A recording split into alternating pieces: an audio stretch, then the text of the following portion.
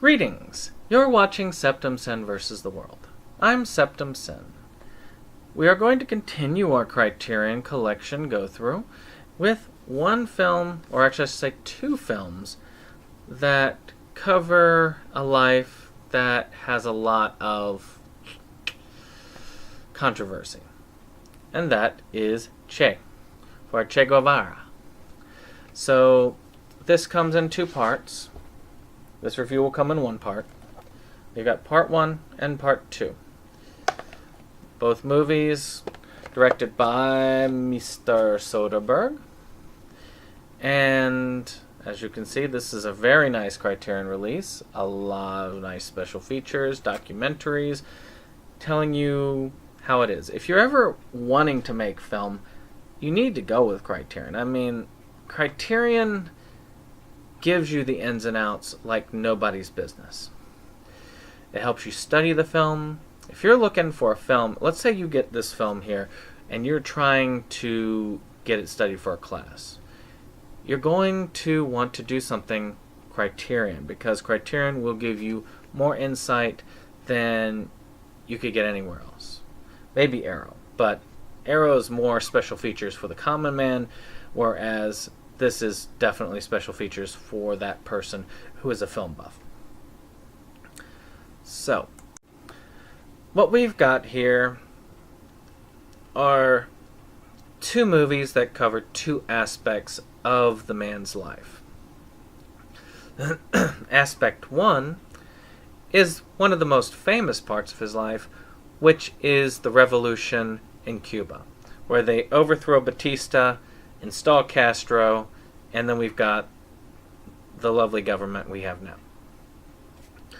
Part 2 covers the end of his life, where he is trying to work with that revolution and bring that revolution to Bolivia.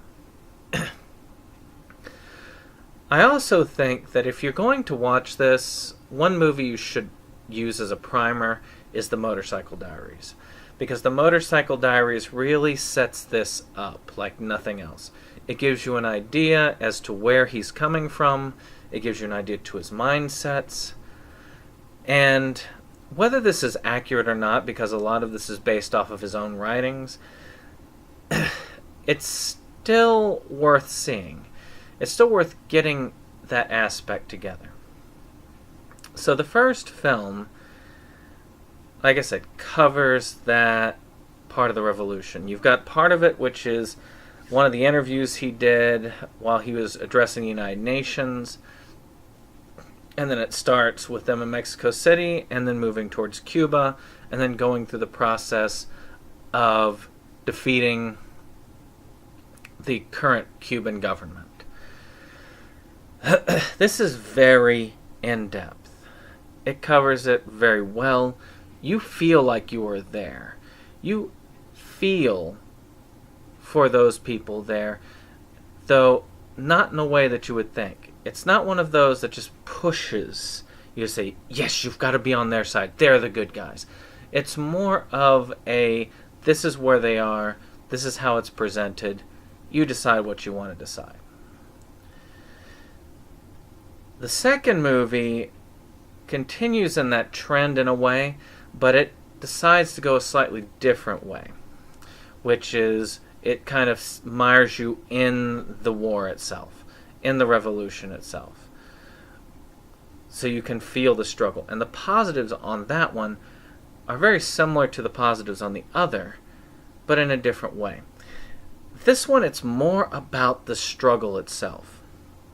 The first one is a lot about the story and what they go through. So it's the story and the suffering. This one, number 2, is a lot about the suffering and a lot about the hardships of war, especially when it's not going your way. So let's talk about the low points.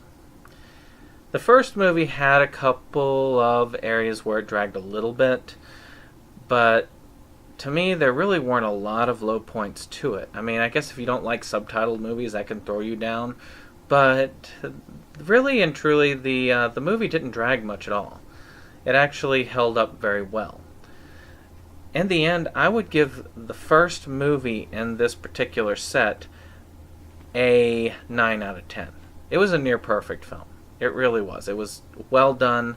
It just didn't have quite the pretentiousness it needs to get a 10. So the second film. The second film, I didn't feel as much.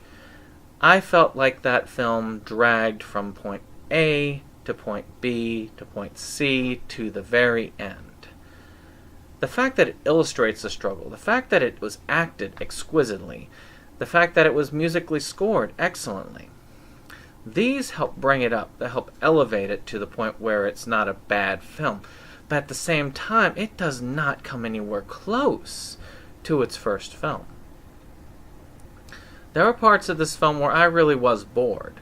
And boredom is the number one sin. You do not bore me when it comes to these types of films. So the second one, I give a 7 out of 10. I give it that 7 because of the technical expertise, the fact that really these films are pretty well together. So I can't really give one a super high mark and give the other a super low mark. Not unless it really is terrible, and the movie is not terrible. It's just slow. In a way, I don't feel like it was needed. But I consider the two parts a part of the whole. So as a whole, I would give this particular movie series an 8 out of 10. You need to see this. Get Motorcycle Diaries, get this, watch it. So, of course, I'll give you a link down below to where you can try and purchase this film. Also, I'm going to put Motorcycle Diaries in there too, so you can grab that. So, of course, remember to like my videos, share, subscribe, and, of course, comment. Maybe you really loved the second part. Maybe you thought these two movies were crap. Maybe you're just one of those people who says, no, he's an evil butcher and killer and a communist, and go America! Good for you on that. I understand. Castro is not exactly the most benevolent and wonderful person in the world, so yeah, I can get that. Or was, anyway. But in any case, I hope to see you on the next one.